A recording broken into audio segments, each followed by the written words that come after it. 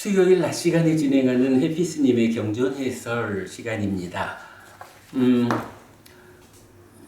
요즘 우리가 특별한 찬탄에 의해서 설명되는 몇 개 경전, 그 가운데 시법과 관련한 주제로 진행하고 있는데요.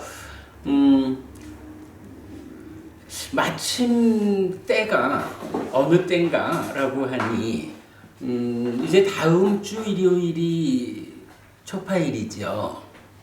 뭐 여러분 다 아시겠지만 사실은 불교 안에 명절이라고 불리우는 날이 중국을 중심으로 하는 한국 불교하고 테라와다 불교가 좀 다릅니다. 뭐 아시는 내용이겠지만 한 번 더 적어보자면 지금 한국에서는 부처님의 태어남, 부처님 오신 날이 음력으로 4월 8일이죠. 그리고 출가하신 날이 2월 8일이죠. 그리고 부처님께서 깨달으신 날 성도절 그러죠. 12월 8일. 그리고 부처님 열반 돌아가신 날이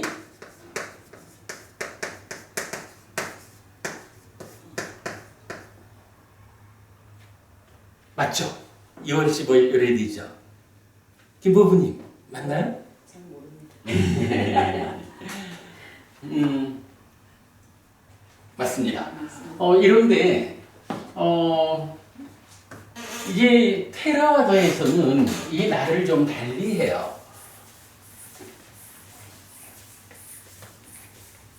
남방 테라와다 전통에 의하면 물론 이게 경전에 어떤 날짜가 제시되어 있지 않으니까 다만 이제 남방의 전통이다 이렇게 말해야 되는 것이 부처님께서 태어나신 날, 깨달은 날, 그리고 돌아가신 날 이 세 날이 모두 같은 날이에요.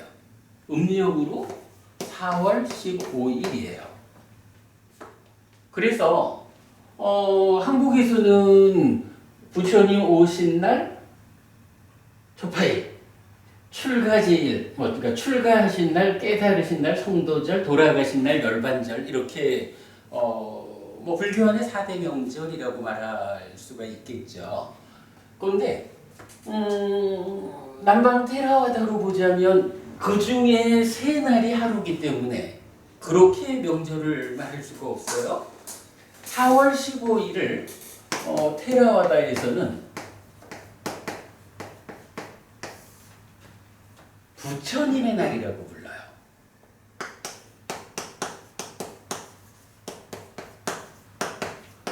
붓다데이. 북이 테라와다 음력을 씁니까? 네, 저 남쪽에서도 다 음력을 씁니다. 저 붓다데이 그리고 외삭이라는 말을 써요. 외삭. 여기 이제 세계적으로 통용되는 말이에요. 외삭이라고 하면 붓다데이 부처님의 날이에요. 그러니까 이런 부처님의 날은 태어나신 날이고 깨달으신 날이고 돌아가신 날이에요.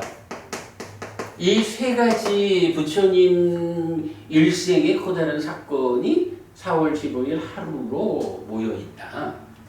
그리고 나면 이제 또 불교의 다른 명절이 뭐가 있냐 하면 부처님이 깨닫잖아요. 깨닫고 나서 불교 안에 이 깨달음만큼이나 중요한 사건이 있다라고 하면 어떤 사건이 있겠어요? 법을 설하는 사건이 있죠. 요 부처님께서 깨달았다라고 하는 요때까지는 부처님 혼자만의 깨달음이라고요. 그런데 이 깨달음이 세상에 있는 많은 생명들을 위하여, 많은 사람들을 위하여 그 역할을 시작하는 날이 언제냐 하면 법이 설해지는 날이거든요. 배부부님, 부처님 법이 언제 처음 설해지죠? 우리 왜 녹야원에서 5 비구한테 전법륜경 법륜을 굴리는 날이 있죠. 그래서 우리가 이거 뭐다 워낙 유명한 경이죠. 다섯 비구에게 중도로서 깨달았다 팔정도다 이러면서 법륜을 굴렸다라고 하는 그날이 부처님의 날에 이어서 가르침의 날이에요. 그러니까 담마데이 이렇게 되거든요. 근데 요 날이 언제냐 하면 경전에 보면 이제 부처님께서 깨닫고 나서 일주일씩 4번의 과정으로 그 깨달으신 보리수 가까이에서 이렇게 그 깨달은 이후에 그 당신의 깨달음을 즐기는 우리 해탈락이라는 말을 하죠. 해탈된 즐거움을 즐기는 과정으로 대략 한 달이 소요가 돼요. 그리고 부처님 보리수 밑에서 깨닫고 녹야원까지 5비구를 만나러 찾아가는 시간이 대략 한 달이 걸려요. 뭐 인도라는 날이 워낙 뜨겁고 그러니까 거의 하루에 한 10km 요 정도 걷는다 해요. 그래서 깨닫고 나서 법을 설하는 그때까지 2달이 걸려요. 그래서 가르침의 날은 언제냐 하면 6월 15일 담마데이.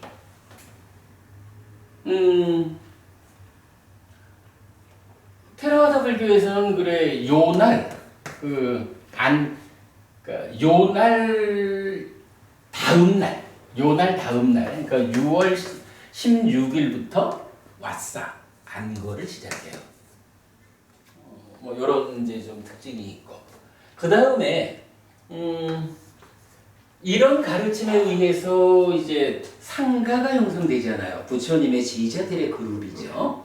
이 제자들의 그룹이 생겨났다가 후에 한번 부처님 제자들이 전체적으로 한번 모이는 그런 행사가 있었다. 경전에서도 이제 뭐 유사하게 어떤 대회중 이런 표현이 나타나는데 그렇게 그 제자들이 다 한번 모인 뭐 여기서 그렇다고 뭐 다라 그래가지고 뭐 모두 다 개사회관 모이자 해가지고 다들 모인 날이겠죠. 그 날을 제자들의 날 이렇게 말하는 거예요. 그래서 상가데이.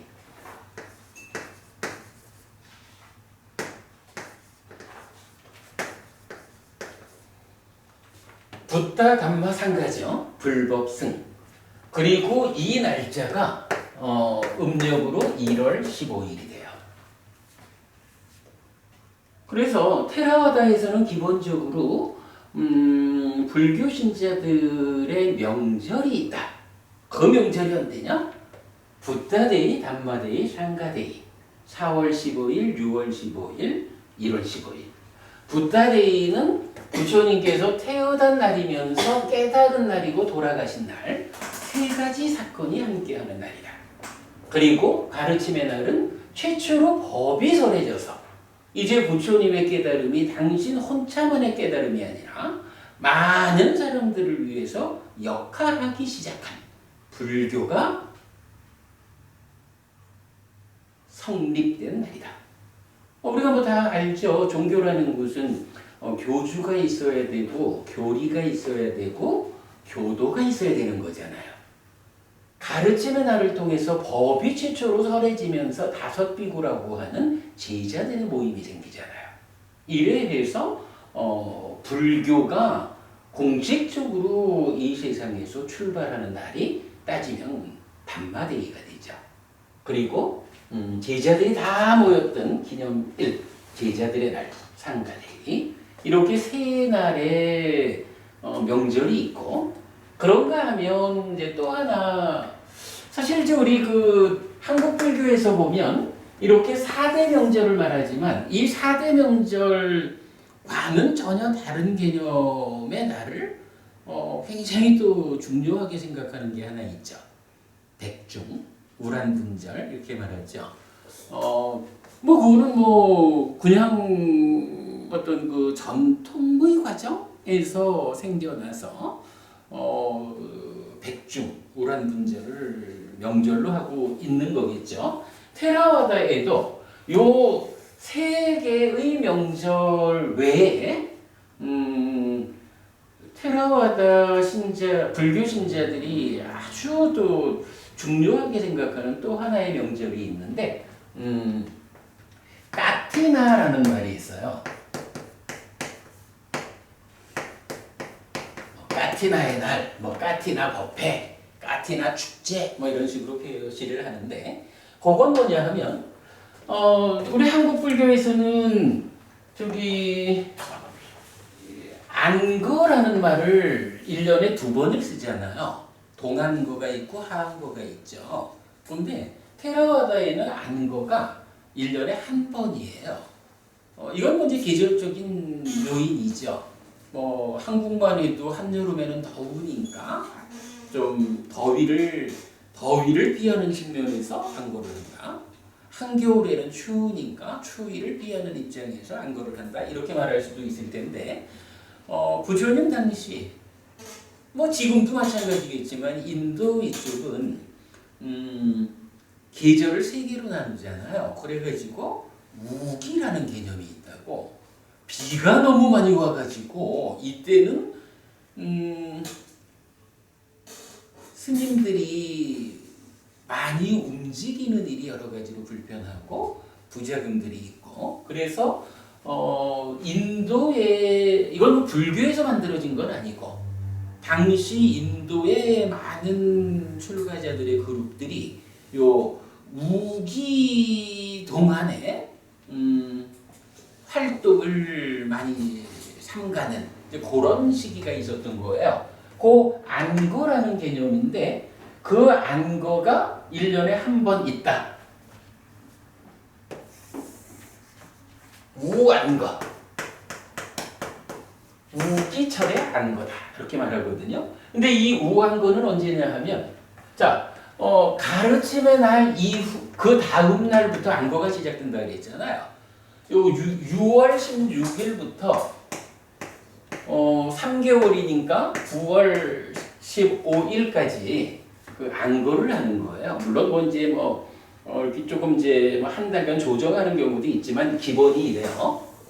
그러면 이렇게 안거를 스님들이 모여가지고 함께 하고 나면 이제 안거를 마치면 스님들이 각각이 흩어져가지고 뭐 자기들대로 수행을 하든 포교를 하든 이렇게 이제 그 함께 모여 있던 안거를 정리하고 흩어지게 되거든요. 근데 흩어지려면 모여 살 때는 어쨌든 이것저것 필요한 건 다 대중 안에 있잖아요.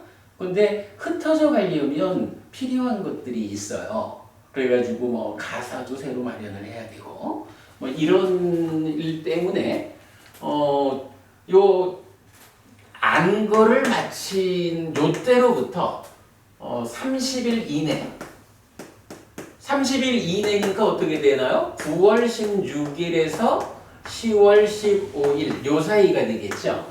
요 사이에 하루를 잡아가지고 제가자들이 출가자들을 위해서 가사를 공양하는 그런 행사를 하는 거예요. 그래서 가사 공양 법회한테 가사 공양 법회 이렇게 말하면 되죠. 그리고 이 날을 부르기를 까티나 행사라고 부르는 거예요. 노부부님, 그럼 이런 그 가사를 공양 올리는 이런 행사는 언제부터 생겼을까요? 근데 이거는 좀 특별해요. 부처님 당시에 이미 있었던 행사예요. 경전에도 보면 까티나 행사 이야기가 나와요. 그래서 부처님은 이 까티나 법회에서 출가자가 안거를 마치고 자기대로 공부를 하든 포교를 하든 이렇게 그 흩어져 가기 위한 과정에 가사를 공양 올리는 것이 제가자가 지을 수 있는 공덕 중에 가장 큰 공덕이다 라고, 물론 뭐 우리가 수행을 해서 이런 경우하고는 이제 좀 다르게, 그러니까 보편적으로 어떤 보시를 한다라는 측면에서 까티나 가사를 공양 올리는 것이 가장 큰 공덕이 되는 것이다 라고 말씀하시는 그런 내용을 경전에서 볼 수가 있죠. 이래서 테라와다에는 4대 명절이 있다.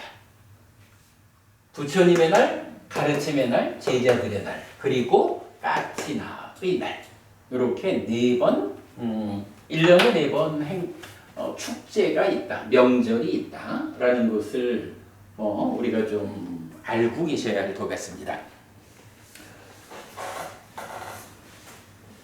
그래서 이제 다음 주가 4월 초파일이다 이렇게 말을 하지만 이 가사를 읽고 있는 우리 입장에서 보면 사실은 다음 주 일요일이 부처님의 날이 아니에요. 우리 입장은 다음 주, 그러니까 5월 19일 날이 부타데이 외삭 부처님의 날이다 이렇게 알고 계셔야 하겠습니다. 자, 그런 가운데 일단 우리가 이제 이런 건 좀 알아야 되겠고, 우리는 이제 5월이 돼서 부처님의 날을 앞두고 뭐 어떤 계획을 세워야 할까라고 생각을 좀 해봤어요. 김범훈이 우리 지난번에 대충 좀 이야기했었죠. 그래서 뭐 아직까지 우리가 이게 뭐 모여가지 법회하는 일 말고 모여서 뭐 어떤 행사를 하자라기에는 이게 참 동영상을 통해서 공부하는 분들이 다 모일 수 있는 일이 아니니까 뭐 몇 안 되는 우리 법부님들이 어떤 뭐 행사를 치르자 이러기에는 좀 적절하지 못하다. 그러니까 좀 여건이 성숙될 때까지는 행사는 유보하자 이렇게 지난번에 한번 말을 했죠. 그래서 금년에도 역시 그 특별한 행사 없이 하던 대로 공부를 진행해 나가면 우리로서는 되겠다 이렇게 생각을 합니다. 사실 이제 이런 부분도 생각을 좀 해볼 수가 있어요. 특히 이제 한국 같은 경우 우리가 많이 듣는 이야기가 초파일 불자 이런 얘기 듣잖아요. 뭐 불교 신자라고 말은 하는데 절에는 언제 갑니까 하면은 뭐 초파일 날 절에 가고 뭐 이런 정도. 만약에 우리 법당을 구성하는 분들이 그렇게 1년에 초파일 하러 절에 가면서 나는 불교 신자라고 말하는 이런 분들이라면 그분들의 특별한 날을 기념하기 위해서 무언가 해야겠지만 사실은 우리는 김보부님 아직 1년 좀 안 됐다 그죠? 그러니까 12연기 특강 시작한 게 1년이 안 됐죠? 한 번도 안 빠지셨잖아. 호주 가는 동안에 한 달 정도 빠지셨지. 이렇게 사실은 뭐 우리 법부님들은 매주 모여서 법회를 하는 공부를 하는 거고 1년 12달 불교 신자로서 공부하는 삶을 사는 분들이기 때문에 우리가 뭐 좀 나중에 그 좀 함께 모이는 인원이 좀 많아지고 그래서 무언가 우리가 이런 좀 조직적인 기념 행사를 하자 이리 할 때까지는 그런 일을 하지 않아도 뭐 무관하겠다라는 생각이 듭니다. 그래서 붓다데이를 기념하는 어떤 행사는 일단 뭐 하지 않는 걸로 이렇게 이야기했었죠. 애간 뭐 이제 그렇게 해야 될 것 같고요. 그러나 이제 그렇다고 해가지고 우리가 부처님의 날이라고 하는 이 날 자체를 생각하지 않고 그냥 넘어갈 수는 없잖아요. 그래서 뭐 늘 하는 공부 가운데 제 생각에는 오늘하고 다음 주 그리고 그 다음 주 그러면 그게 바로 이제 부처님의 날 바로 앞주까지가 되거든요. 요 3주 동안에 이 낮 시간 경전 해설 수업에서 그 부처님과 관련해서 우리가 좀 알아야 하는 주제 몇 가지를 공부하는 것으로 대신하면 되겠다 이런 생각을 했습니다. 뭐 그런 이 좀 서론이 너무 길어서 설명이 잘 안 되는데 이제 그런 생각을 가지고 한 3주 동안 경전 해설 시간에는 그런 이야기를 좀 하려고 그럽니다. 그러면 이제 그 3주 동안에 우리가 어떤 것을 부처님에 대해서 좀 알아봐야 할까라고 하니 뭐니 해도 부처님께서 이 세상에 오셨고 그 이후의 이야기거든요. 부처님께서 이 세상에 오시는 그 과정은 어떻게 경에서 설명되고 있을까? 아주 특별한 부처님의 탄생과 관련해서 설명하는 경이 있어요. 마지막이니까야 123번 경이죠. 다음 주에는 그 경을 좀 소개해 드리도록 하겠고요. 그렇다면 부처님께서 아주 특별한 모습으로 이 땅에 오셨다. 그 부분이 우리 아는 거지만 부처님은 그 어머니의 옆구리로 나왔다 이렇게 돼 있잖아요. 이게 일반적으로 그렇게 태어날 수가 없죠. 그런데 부처님은 그런 특별한 현상으로 태어나셨다. 부처님께서 태어나실 때 신들이 물을 뿌려가지고 목욕을 시켜주고 여러 가지로 아주 그 부처님의 탄생과 관련한 우리의 일반적인 이해로는 받아들일 수 없는 그런 특별한 사건이 설명되고 있거든요. 그렇다면 부처님은 도대체 어떤 사람이길래 태어날 때부터 이렇게 특별했을까? 부처님은 태어남 이전, 태어난다라고 하는 건 뭔가요? 전생으로 살던 가운데에 몸의 수명이 다해서 전생의 몸이 버려지고 이제 새로운 몸으로 태어나시는 거잖아요. 그렇다면 전생으로의 삶의 과정에 어떤 특별함이 있었길래 이제 금생에 태어남에 있어서 그러한 특별한 현상을 동반했을까? 어떻게 나의 태어남과는 이렇게 다른 태어남을 부처님은 보여줄까?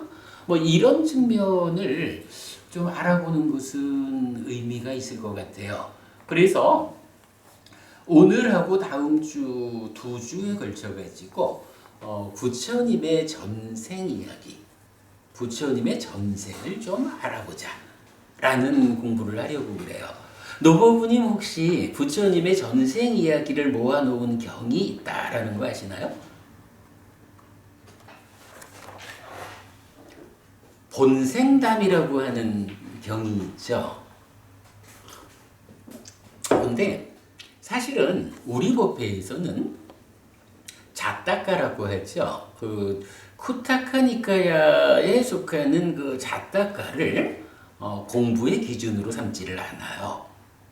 물론 사부니까야 밖에 있으니까 우리가 좀 선택할 수 있다라는 점도 있고 또 무엇보다도 그 자따가 본생담에서 설명하는 부처님의 전생 이야기가 사부니까야를 중심으로 공부하는 우리 입장에서는 어떻게 부처님 전생을 이렇게 묘사하고 있을까라고 좀 이해하기 어려워요.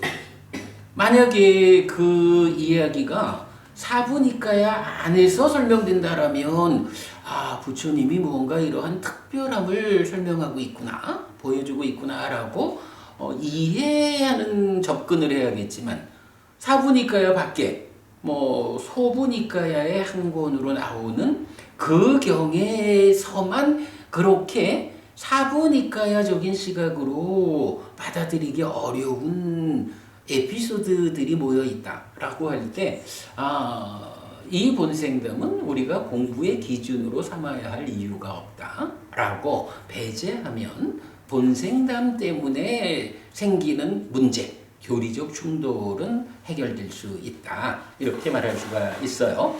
그러면 본생담, 부처님 전생 이야기를 모아놓은 그 본생담을 공부해서 배제하고 난다면 이제 우리가 오늘과 다음 주, 2주 동안에 부처님의 전생을 알아보자 라고 하는 것은 회법부님 무엇을 통해서 부처님 전생 이야기를 알아봐야 할까요?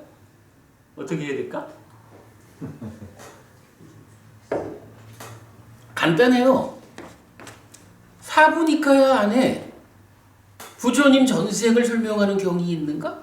요거만 찾아보면 되지 뭐. 있을까요? 있으니까 얘기하겠지. 사실은 굉장히 이게요. 제가 이렇게 지금 말하고 있지만 사실은 교리적으로 굉장히 비중 있는 주제가 사부니카야 안에 포함된 몇 개의 경전들이 부처님의 전생을 설명하고 있다. 그리고 이 전생 이야기는 소부니카에 속하는 자타가 본생담이 말하는 전생 이야기, 그 설화적인 이야기하고 전혀 궤를 달리한다 라는 것을 보는 거 중요하고, 이렇게 사부니카에서 설명하고 있는 부처님의 전생 이야기는 무엇을, 어떤 주제를 우리에게 전달하고자 하느냐, 이걸 보는 것은 굉장히 중요하다라고 저는 늘 말하고 있습니다. 자, 그래서 오늘 부처님의 전생 이해하기라고 교재를 하나 만들어 드렸습니다. 사실 요새 제가 탐진치 교재 만드는 작업에 묶여가지고 이 작업을 좀 꼼꼼하게 하지는 못했습니다. 뭐 뒤에 한번 좀 꼼꼼한 작업을 하기로 하고, 오늘은 그냥 이렇게 좀 소개만 하는 정도로 설명드리도록 그래 하겠습니다. 자, 같이 보겠습니다. 부처님의 전생 이해하기 1.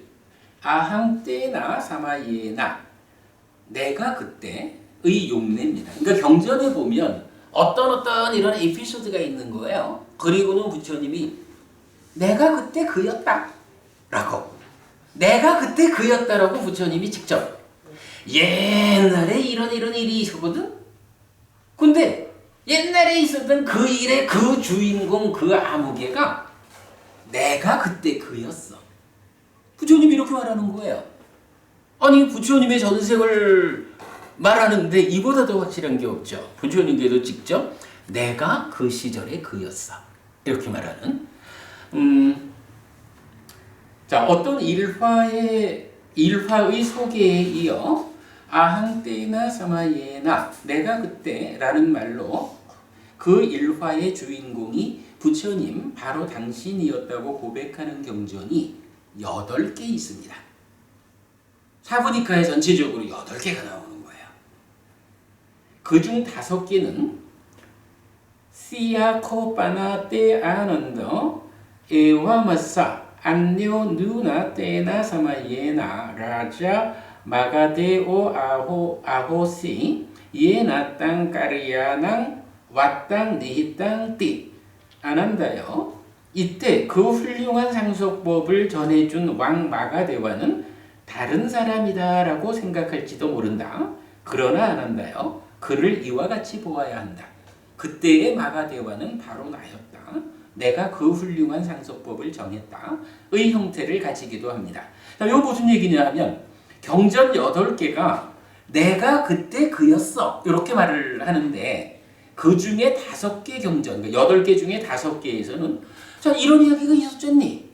그런데 그 이야기의 주인공을 다른 사람이었을 거요 라고 생각하지 마. 그게 다른 사람이 아니고 바로 나였어.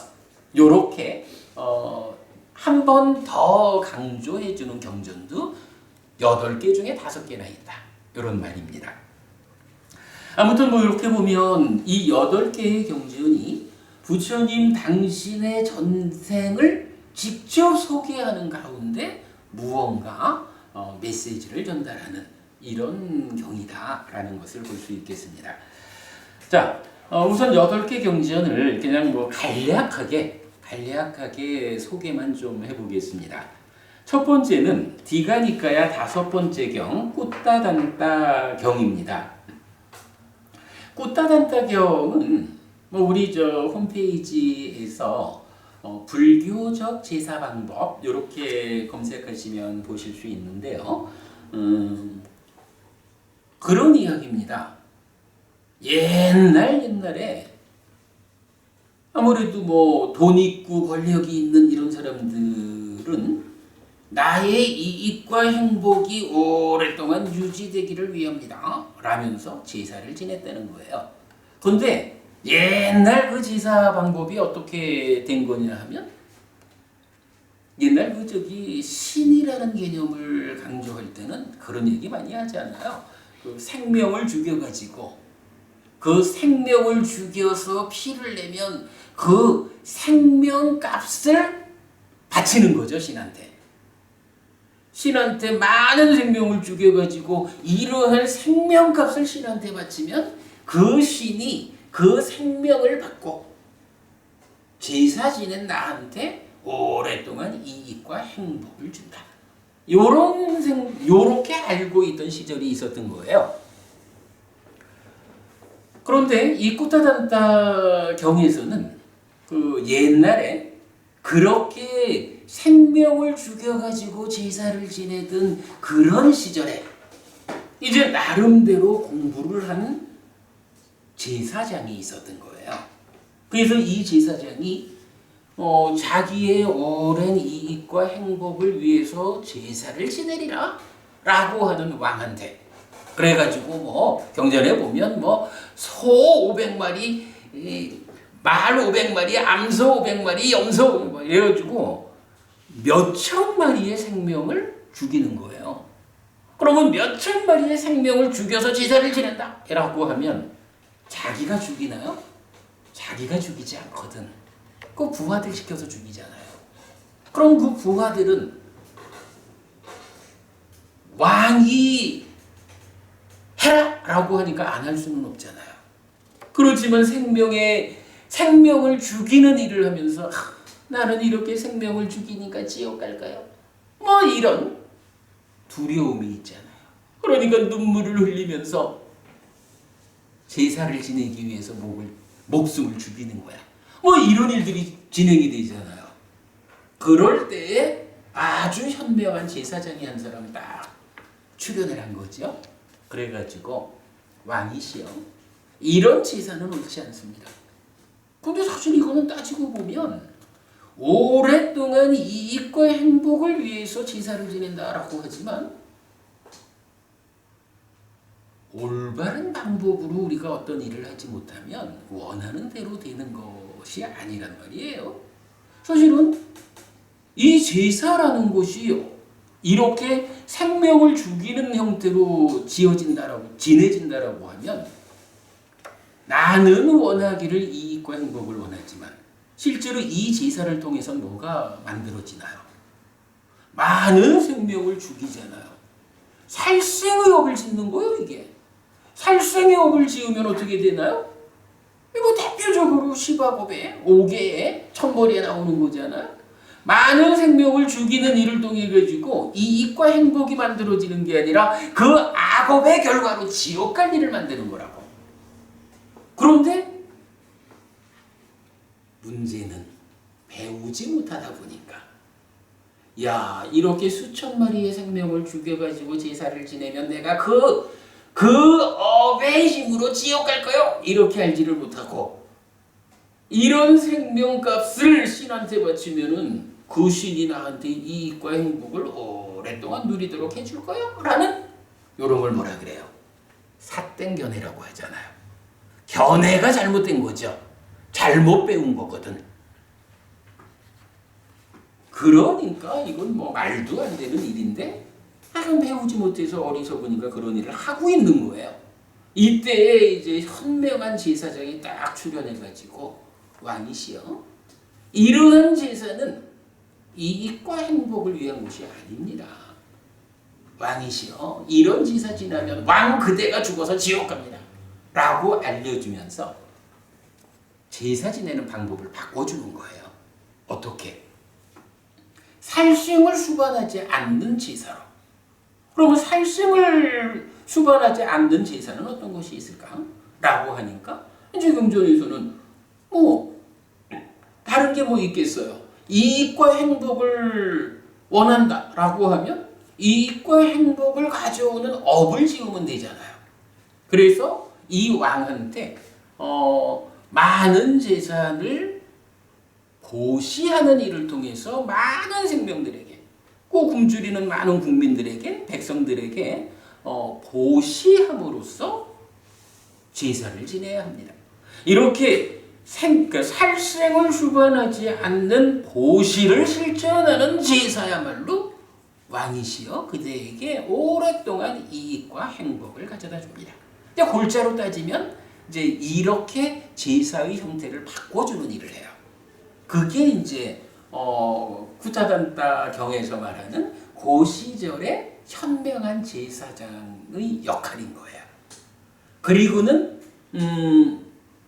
경에서는 이제 부처님이 그게 말이야 사실은 자 지금 우리 이제 교재들인데 보면 이렇게 나오죠. 바라문이여 나는 이런 제사의 주인이 되었거나 죄간으로 제사를 집행한 뒤에 몸이 무너져 죽은 다음에 좋은 세계 하늘 세계에 태어났음을 인정하오. 나는 그때 궁중 죄관 바라문이었으며 그 제사의 죄관이었어. 부처님이 바라문들하고 대화를 하는 가운데에서 이렇게 제사와 관련한 설명을 하고는 그래 그때 그 현명한 제사장이 바로 나였어.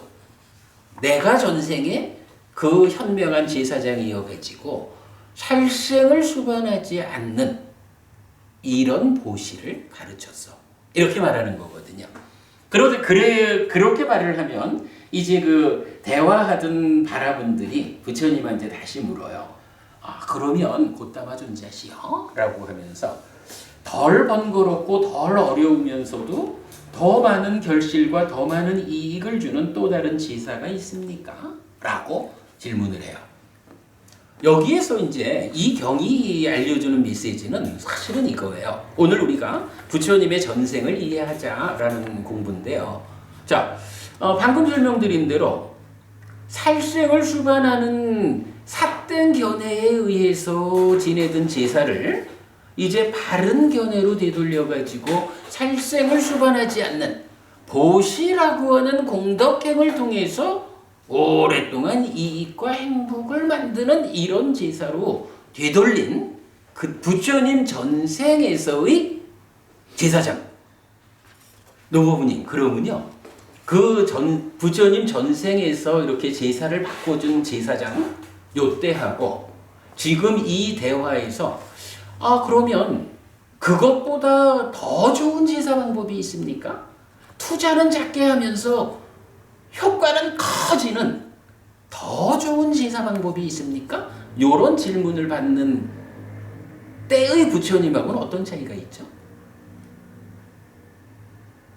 이게 부처님의 전생을 이해하는 모든 경전들의 공통된 주제라. 이런 거 아닐까? 전생에 그 현명한 제사장이 되어가지고 살생을 수반하지 않는 제사로 이렇게 바꿔줬잖아요. 근데 그때는 때가 언제예요? 부처님의 전생이잖아. 전생이라는 건 뭐죠? 부처님은 전생에도 부처님이셨나요? 아니죠. 달리 말하면 이렇게 현명한 제사장이 되어가지고 살생을 수반하지 않는 좋은 제사를 지내게끔 이끌어준 이때는 훌륭하기는 하지만 아직까지 부처가 되기 전인 거예요. 요거 자 부처님 전생의 이해에서 가장 중요한 개념. 여러 가지 에피소드가 나오지만 이 에피소드는 다 전생에 이랬어. 전생이라는 것은 내가 아직 부처되기 전이야. 부처되기 전이라는 것은 어떠한 측면에서든 완성되지 못한 상태예요. 그러면 거기에 비해서 지금은 어떠냐? 지금은 부처가 됐잖아. 부처가 되었다. 완성되었다. 그래서 지금 내가 가르치는 것, 지금 내가 알려주는 것은 전생의 그 불완전한 상태의 입금이 아니라 이제는 완전하다, 완성되었다. 그래서 완전한 것으로 그대들을 이끈다. 이게 부처님 전생 이야기를 말하는 경전들의 공통된 주제다. 이렇게 알아야 되거든요. 자, 그러면 이제 이 디가니카야 5번 꾸타단다경에서는 부처님 전생에는 이렇게 그 살생을 수반하는 제사를 살생을 수반하지 않는 제사, 보시행의 실천을 통한 제사로 1차적으로 제사를 바꿨는데 이제 부처가 된 지금은 어떠한 제사를 이끄는가? 이런 측면이죠. 경전은 전체적으로 이렇게 말을 해줘요. 덜 번거롭고 덜 어려우면서도 더 많은 변화와 더 많은 이익을 주는 또 다른 제사가 불교적인, 이제 부처 됐으니까 불교적인 제사 방법이고, 부처님은 이 불교적인 제사 방법으로 불교 신자들의 신행을 제시하고 있다. 그래서 5가지로 불교적인 제사 방법을 부처님은 알려줍니다. 자, 첫 번째가 가문을 잇는 제사. 여기서 가문을 잇는다는 것은 할아버지 때에 우리 가문도 하던 일이 있고, 아버지 때 우리 가문도 하던 일이 있고, 내가 중심이 되는 우리 가문도 나도 그 일을 이어서 하고, 나의 자식들도 이 일을 이어서 할, 이렇게 대를 이어서 가는 일이 있겠죠. 그것을 이제 가문을 잇는 제사 이렇게 표현을 했는데, 계를 중시하는 출가자에게 끊임없이 보시하는 것.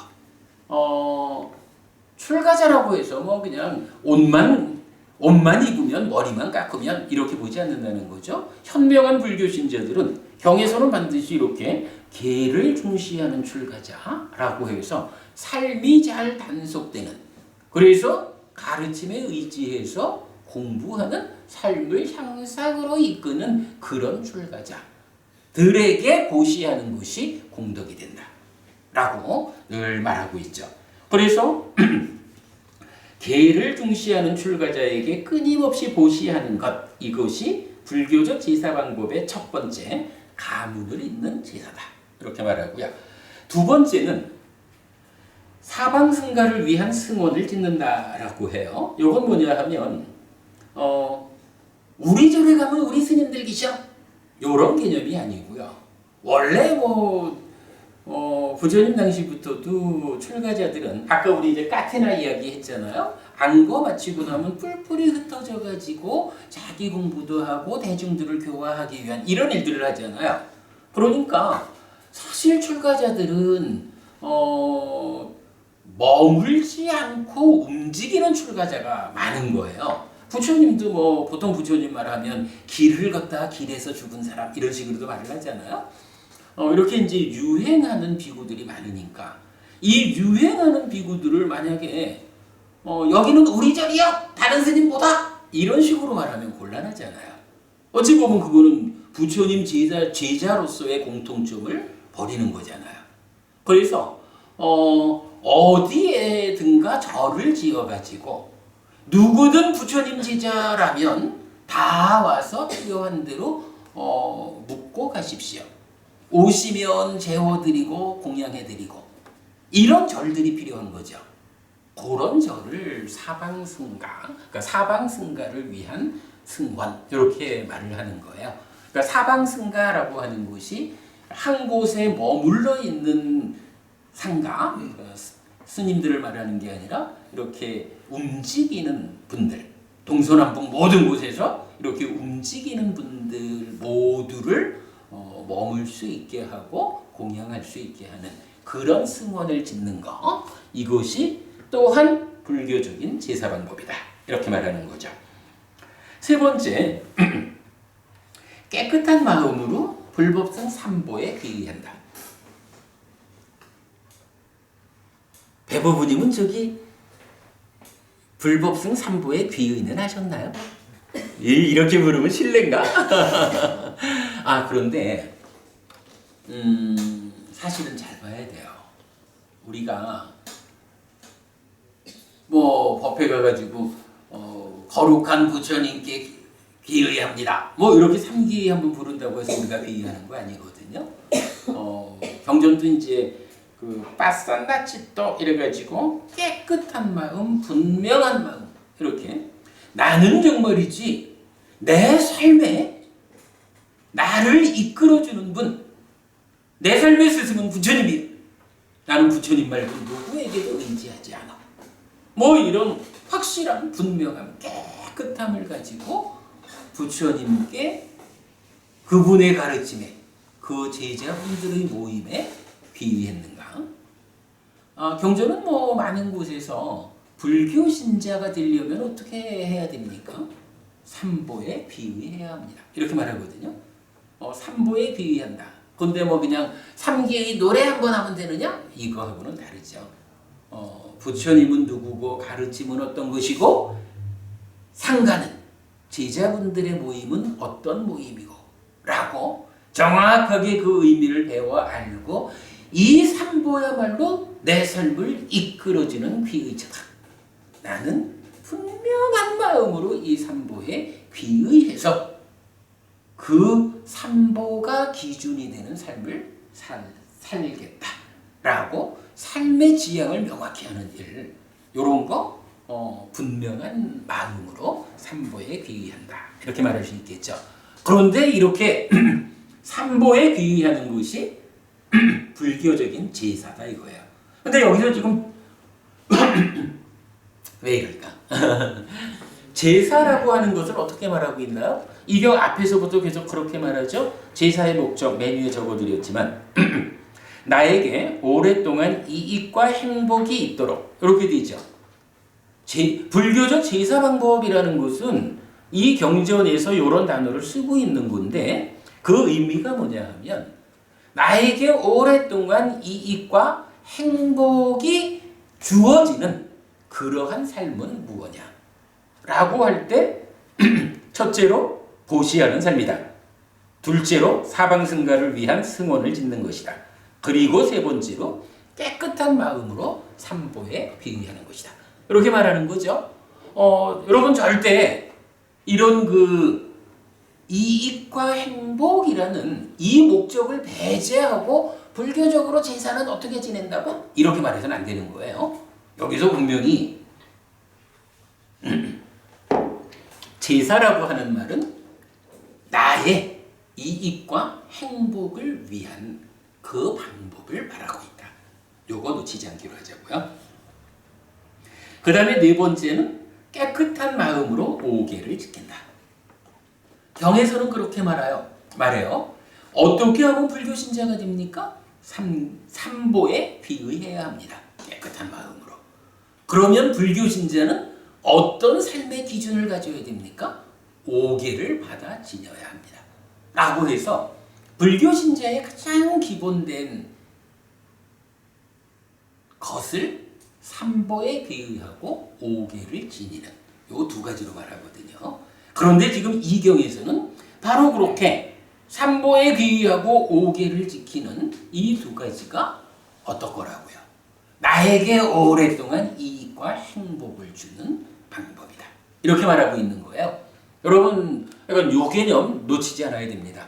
우리가 왜 보시하자 하고, 왜 사방승원을 짓자고 하고, 왜 삼보에 귀의하자 하고, 왜 오계를 지녀야 한다고 말하는 것일까요?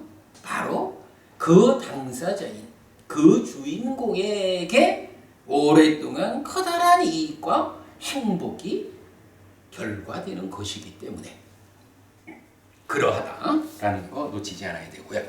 자, 그 다음에 이제 다섯 번째 제사 방법이 뭐냐 하면 열애를 따라 깨달음을 성취함이랬는데 요거 우리 여러분 저기 디가니까야가 1, 2, 3 세 권이 있다라고 알고 있죠. 그리고 제1권이 첫 번째 경은 법망경이라서 뭐 62가지로 삿된 견해가 설명되고, 그러면 이제 두 번째 경이 사문과경이잖아요.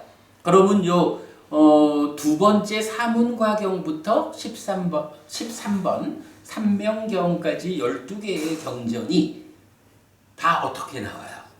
부처님께서 이러이러한 각각의 주제에 대해 가지고 쭉 설명하는 가운데, 그렇다면 이제 부처님을 뒤따라 산다는 것은 어떠한 삶이냐라는 것을 좀 길게 설명하고 있죠.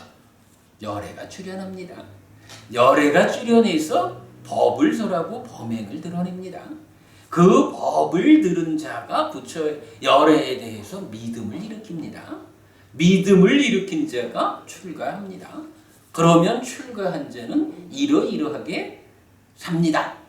해서 계를 지키는, 작은 것으로 만족하는 이런 얘기 나오고, 그 뒤에 이어가지고 사념처 수행을 통해서 5가지 장애를 제거하면서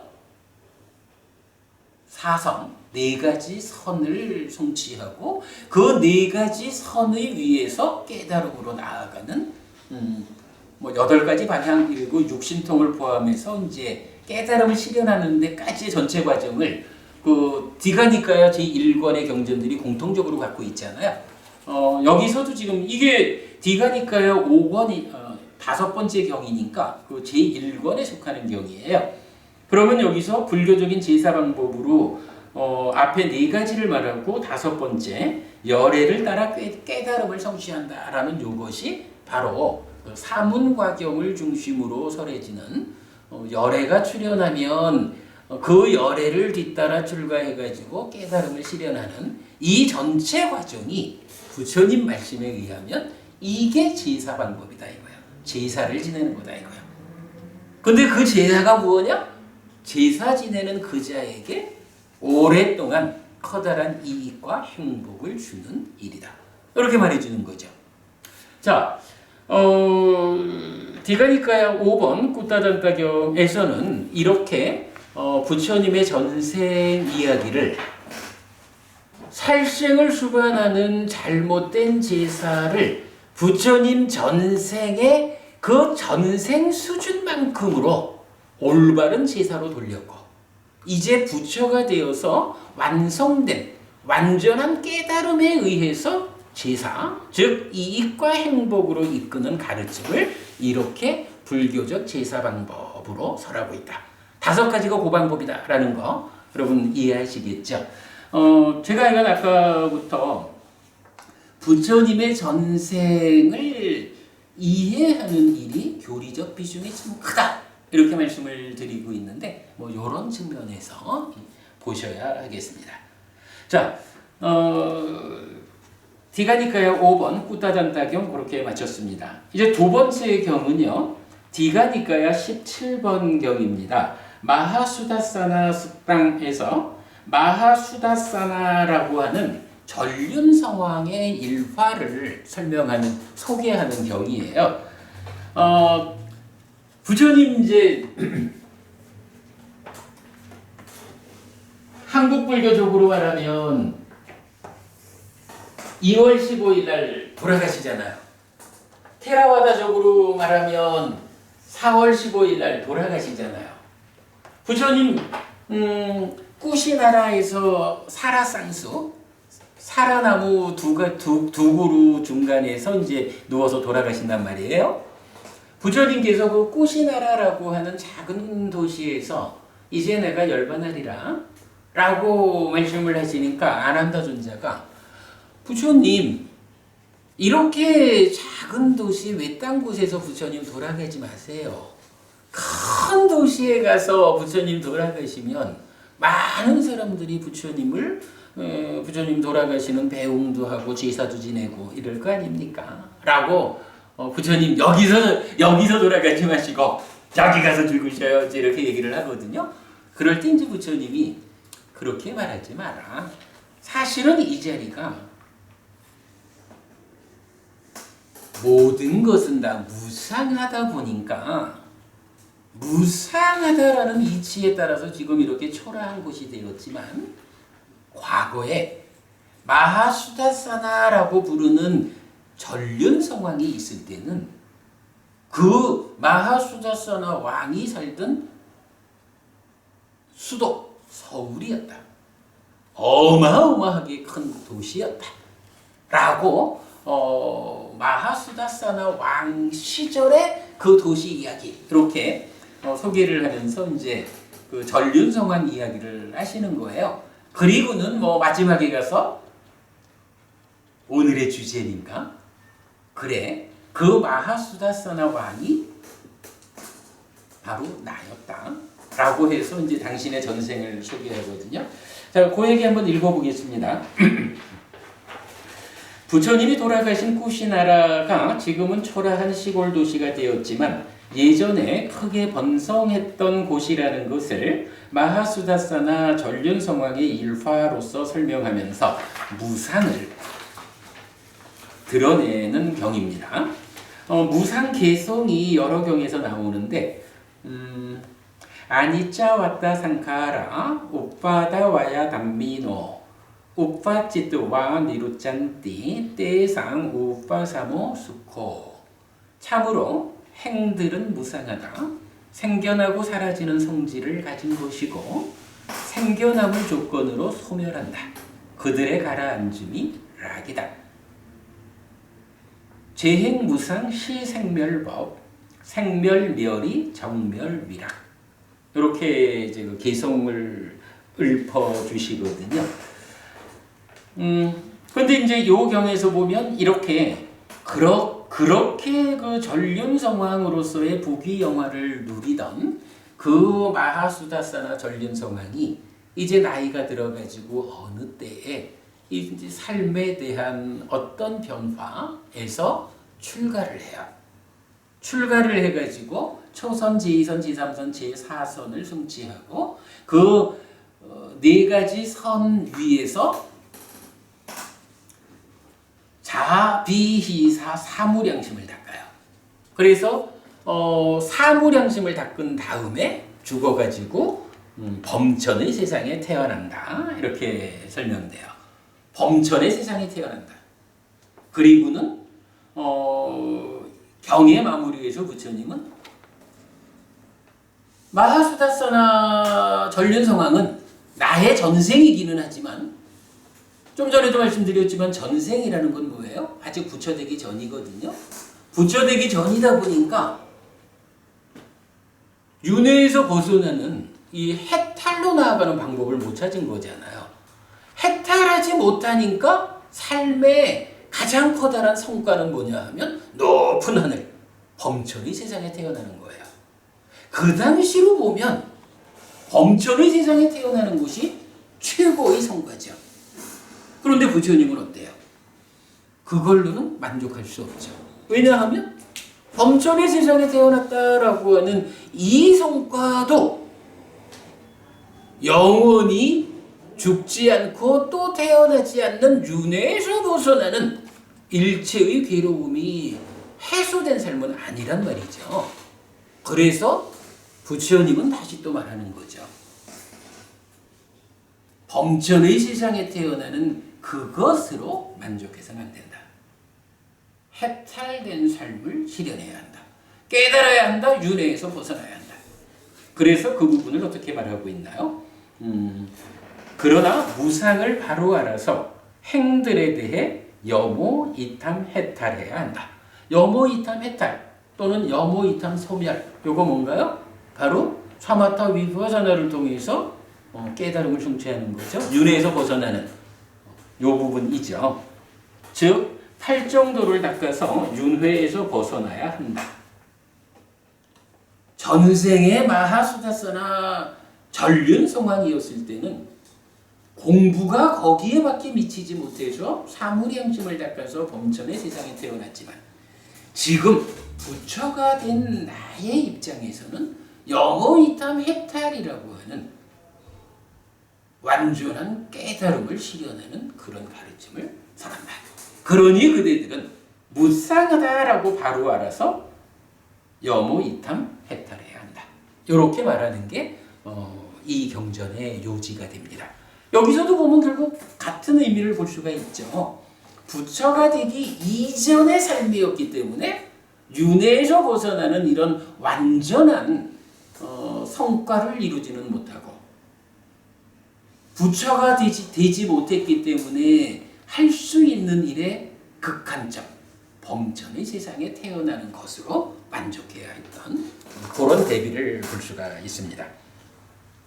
자, 그 다음에 세 번째는 디가니까야 19번 마하고윈다 습당, 마하고윈다 경입니다. 마찬가지 마하고윈다라고 하는 바라문이 7 왕국의 궁중제관이었대요. 그러니까 7 나라를 총괄해가지고 제사를 지내주던 이런 사람이었던 거예요. 자, 읽어보겠습니다.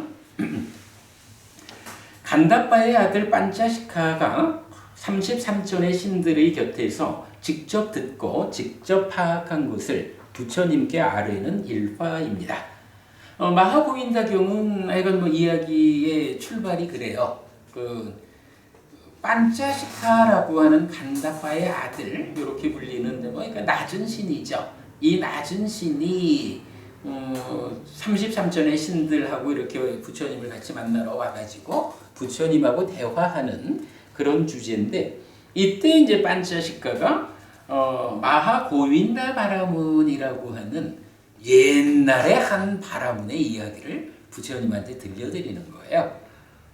그래서 7 왕국의 궁중제관이었던 마하고윈다 바라문은 범천의 세상을 얻기 위해 머리와 수염을 깎고 노란 옷을 입고 출가합니다.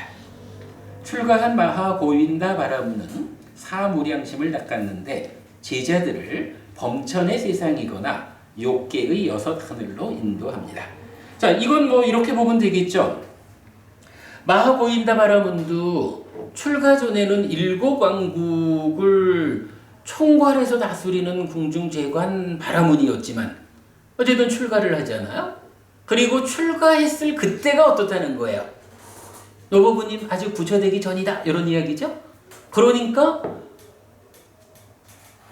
깨달아가지고 해탈해서 윤회에서 벗어나는 방법은 알려지지 않은 상황이에요. 그러다 보니까 마하고윈다 바라문도 아주 훌륭한 사람이었지만 출가해가지고 할 수 있는 애 한계가 사무량심을 닦아가지고 범천의 세상에 태어나는 그거였거든요. 그럼 이때는 석가모니 부처님이 안 계시고 여기 출가는 석가모니 부처님 이전의 그러니까 부처님의 전생 이야기니까. 그러니까 석가모니 부처님께 석가모니 부처님 시대가 아니잖아 이때는.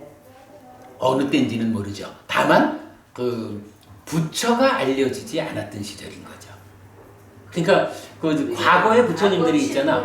근데 이제 과거의 부처님들이 있었다 해도 그 과거 부처님들의 법이 지속되지 못하고 끊어지잖아요. 그러니까 법은 같다고 했다. 아니 법은 같은데 윗바시 부처님 매 법이 요만큼 온 거야.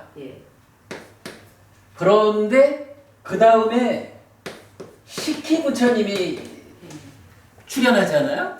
식희 부처님이 출연했다는 건 뭐냐 하면 윗바시 부처님의 법이 예를 들어서 우리가 뭐 비유를 말하자면 지구 안에 불교가 있죠? 지구가 만약에 깨져가지고 지구 안에 있는 모든 생명이 다 죽어버렸어. 그러면 불교라고 하는 이 가르침이 존재할 수 있나요? 불교라는 지구라는 것을 총괄로 본다면 존재 못하잖아. 이게 뭐냐 하면 가르침이 끊어지는 거지. 그러니까 윗바시 부처님의 가르침이 이만큼을 유지되어 오다가 뭐 어떤 형편에 의해서 끊어진 거예요. 그러면 요 사이는 뭐냐 하면 법이 없는 시절인 거야.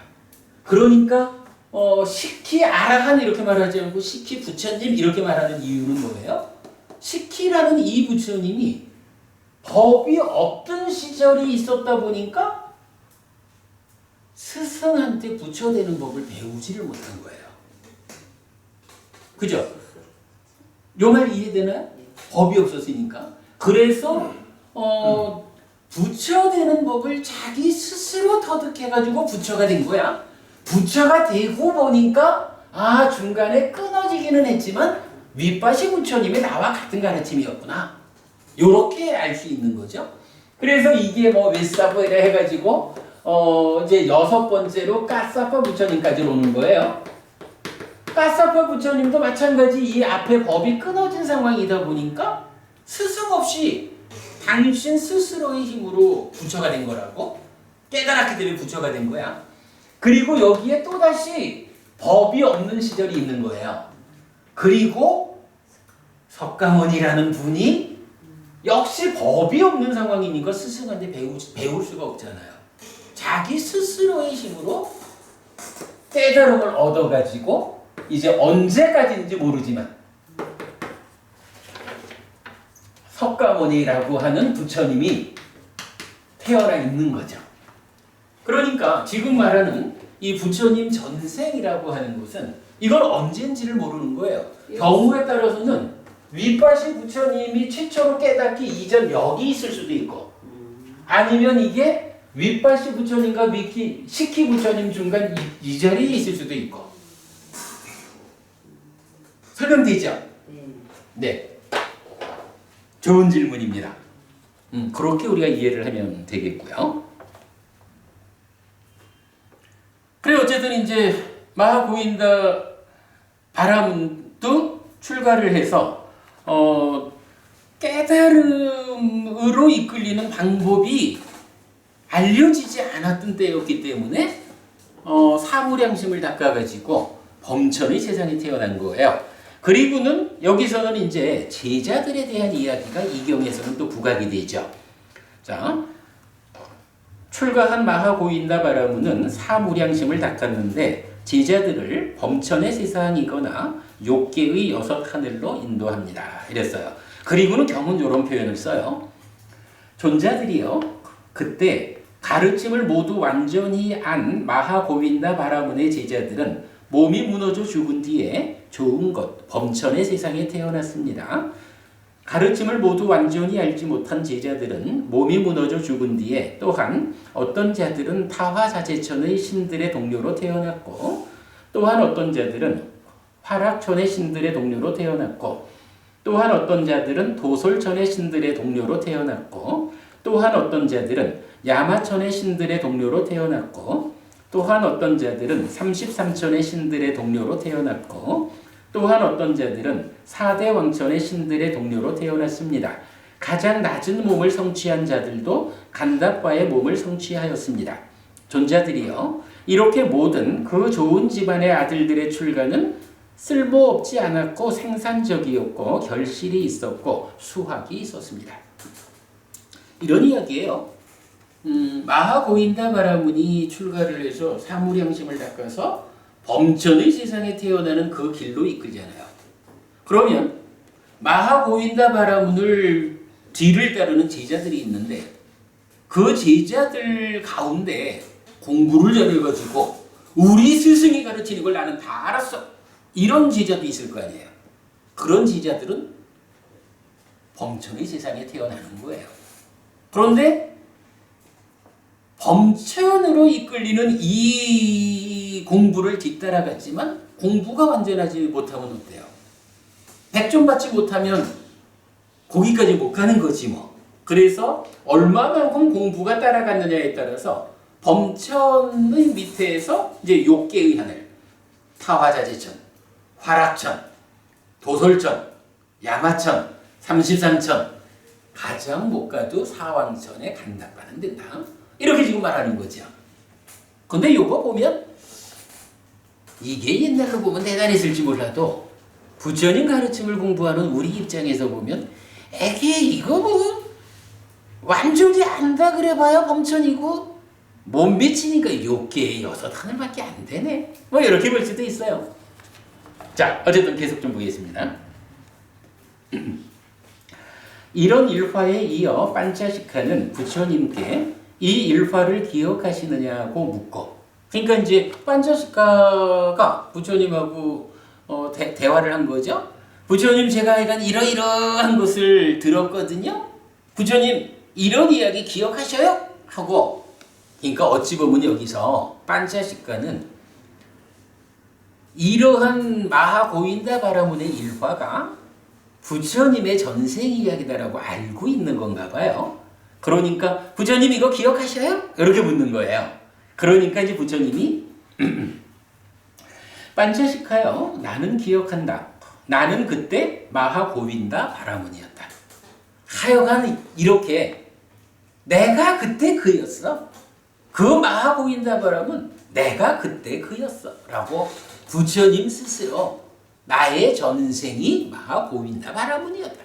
라고 알려주는 아주 중요한 부분 우리가 보고 있는 거죠. 나는 그 제자들에게 범천의 세상의 동료가 되기 위한 길을 설했다. 그러나 판차식가요. 그것은 이랬거든요. 그것은 이랬는데 제가 괄호하고 보충 설명했어요. 범천의 세상으로 이끄는 길. 마하고인다 바라문이 설한 그 길, 범천의 세상으로 이끄는 그 길은 나의 범행을, 그러니까 그때도 부처님은 출가해가지고 삶을 향상으로 이끌기 위한 실천을 했잖아요. 그걸 범행이라고 부르는 거예요. 나의 범행을 염오로 이끌지 못하고 이탐으로 이끌지 못하고 소멸로 이끌지 못하고 가라앉음으로 이끌지 못하고 실다운 지혜로 이끌지 못하고 깨달음으로 이끌지 못하고 열반으로 이끌지 못했다. 요 표현 우리가 어디서 보나요? 전법윤경에서도 보면 바로 요 표현 나오죠. 중도에 대한 이야기 나오면서 염으로 이탐으로 소멸로 가라앉음으로 실다운 지혜로 깨달음으로 열반으로 이렇게 이끄는 가르침이라고 당신의 깨달음을 정의하고 있잖아요. 근데 여기서는 내가 옛날에 마하고인다 바라문이었던 거는 기억을 하는데 그때 내가 설했던 그 가르침은 바로 이렇게 깨달음으로 열반으로 이끄는 가르침이 못됐어. 나는 그때도 범행, 삶을 향상하기 위한 최선의 실천을 했지만 사실은 그 실천 자체가 깨달음으로 열반으로 이끄는 그런 실천을 하지는 못했어. 이런 말씀이죠. 그러나 판차식가요. 이것은 나의 범행을 온전히 염오로 이탐으로 소멸로 가라앉음으로 실다운 지혜로 깨달음으로 열반으로 이끈다. 판차식하여 범행을 온전히 염오로 이탐으로 소멸로 가라앉음으로 실다운 지혜로 깨달음으로 열반으로 이끄는 이것은 무엇인가? 자, 여기에서 이 차이가 있죠. 앞에서는 마하고인다 바라문이었을 때 이야기를 하시면서 그것은 이끌지 못한다 이랬죠. 근데 여기서는 이제 뭐가 나와요? 이것은 나의 범행을 온전히 염오로 내지 열반으로 이끈다 이렇게 말하죠. 그것과 이것의 차이가 뭐예요? 그것은 마하고인다 바라문이었던 전생 시절에 그때도 열심히 길을 찾아서 범행을 실천했지만 열반으로 이끌지 못하는 거였고, 이것은 이라는 건 뭐예요? 지금 부처가 되어 있는 지금 내가 나의 제자들에게 설하는 이 가르침, 이 얘기죠. 전생과 지금 차이를 말해주고 있어요. 그래서 열반으로 이끈다. 판차식가요. 범행을 온전히 염오로 이탐으로 소멸로 가라앉음으로 실다운 지혜로 깨달음으로 열반으로 이끄는 이것은 무엇인가? 오직 이것 여덟 요소로 구성된 길이니 성스러운 길이니 즉 정견 정사유 정어 정업 정명 정정진 정념 정정이다. 8정도죠. 이것이 판차식하여 범행을 온전히 염오로 이탐으로 소멸로 가라앉음으로 실다운 지혜로 깨달음으로 열반으로 이끄는 그것이다 라고 말합니다. 자, 여기에서 우리가 아주 중요한 두 가지 대비를 보는 거예요. 전생에 그것은 나의 범행을 이렇게 열반으로 이끌지 못했다. 그런데 그때 그 범행이 뭐예요, 김법부님? 그때 그 범행은 지칭하는 게 사무량심이잖아.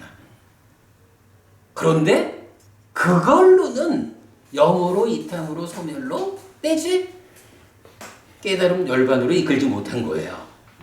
그런데 이거 지금 내가 나의 제자들을 이끄는 이 가르침은 염으로, 이탐으로, 소멸로 내지 열반으로 이끄는데 그게 뭐냐? 팔정도다 라고 해서 사무량심과 팔정도 이 두 가지를 대비하고 있어요. 물론 사무량심이 불교 수행이 아니냐? 이거 아니에요.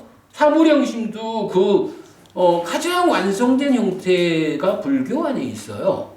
다만 사무량심은 불교 수행의 궁극으로 이끄는 방법이 아니라 중간 과정을 차지하고 있다.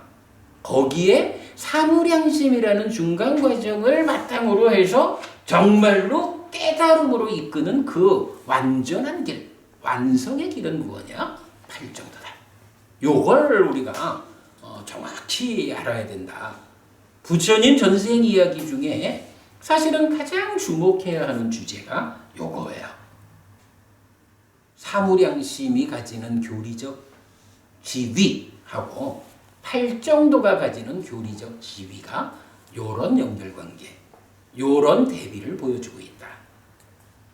전생에는 어쨌든 팔정도라고 하는 이 길, 방금 아까 김보부님 질문하신 거지만 팔정도라고 하는 그 법이 끊어진 상태여서 팔정도를 몰랐기 때문에 부처가 되지는 못했던 거예요. 그래서 전생 이야기가 된 거예요. 전생이라는 게 뭐냐 하면 결국은 거기에서 완성되지 못해서 죽은 다음에 또 태어났다는 거잖아. 그죠? 또 태어났다는 거거든 어쨌든. 요런 이런 차이를 보자고요. 자, 그러면서 경은 우리 앞에 읽어본 내용하고 대비해서 또 재밌는 표현을 해줘요. 반차식하여 가르침을 모두 완전히 하는 나의 제자들은 번뇌들의 부서짐으로부터 번뇌가 없는 심해탈과 해해탈을 지금 여기에서 스스로 실답게 한 뒤에 실현하고 성취하여 머문다. 가르침을 모두 완전히 알지 못하는 자들은 오하분결이 완전히 부서졌기 때문에 화생한다. 거기서 완전히 열반하는 자이니 그 세상으로부터 돌아오지 않는 존재, 불환자이다. 또한 가르침을 모두 완전히 알지 못하는 어떤 자들은 세 가지 족쇄가 완전히 부서지고 탐진치가 엷어졌기 때문에 한 번만 더 돌아올 자, 일례자이니 한 번만 더 이 세상에 온 뒤에 괴로움을 끝낼 것이다. 또한 가르침을 모두 완전히 알지 못하는 어떤 자들은 세 가지 족쇄가 완전히 부서졌기 때문에 흐름에 든 자, 예류자이니 벌받는 존재를 넘어섰고 한 방향이고 깨달음이 결정되었다.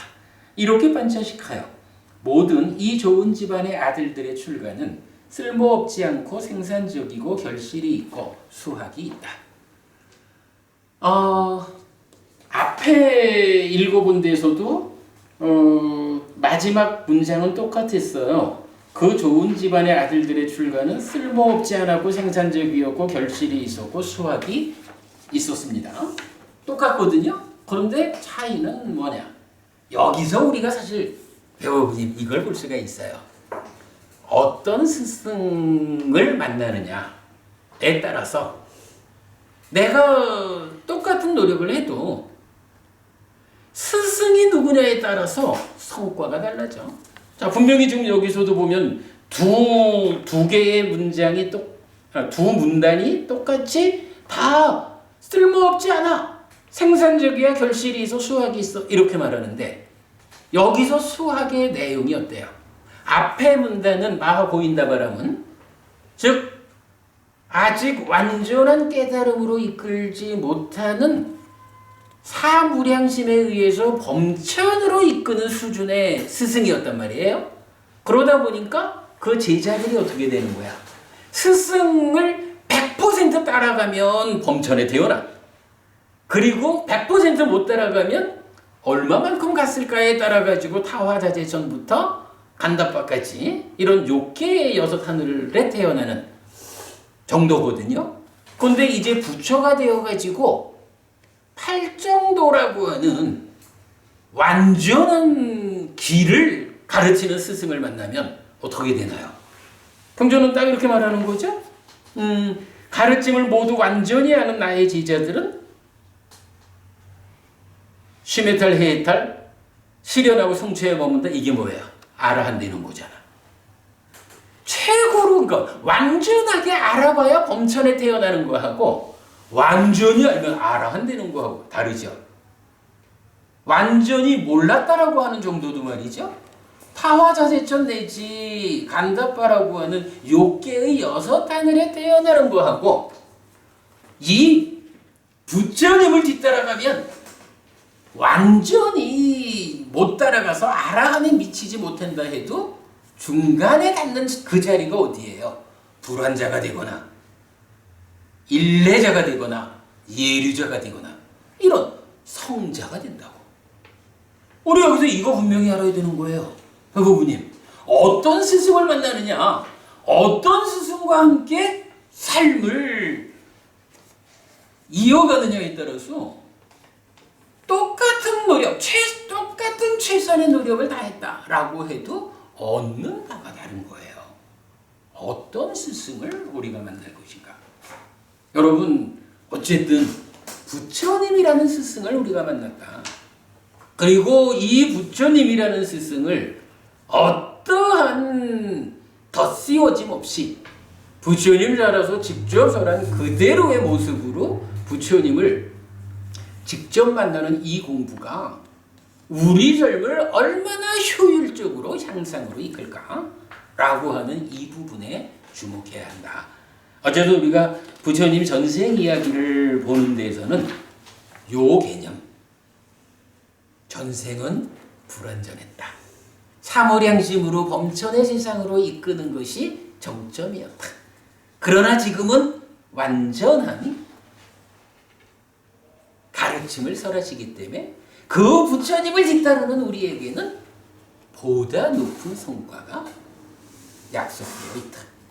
이 부분을 보는 게 부처님 전생 이야기에 대한 가장 중요한 주제다라는 거 이렇게 말씀드리고요. 자, 오늘 전생 이해하기 위해서 경전 3개 돌아보았는데 다음 주에 또 이어가겠고요. 이건 전체적으로 이 경전들이 가지는 공통적인 주제가 바로 오늘 강조해드리는 그거다. 부처님 전생에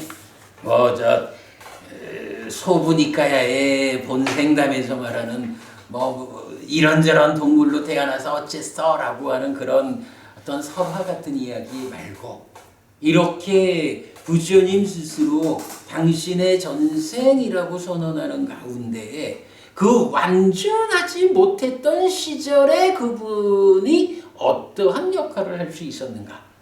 그러나 이제 완전해진 상태에서 완전한 스승으로서 우리 부처님이 우리에게 어떤 일을 해줄 수 있는가. 이 부분을 이해하는 것에 오늘 수업에 중심을 두도록 하겠습니다. 자, 여기까지 하겠습니다. 수고하셨습니다.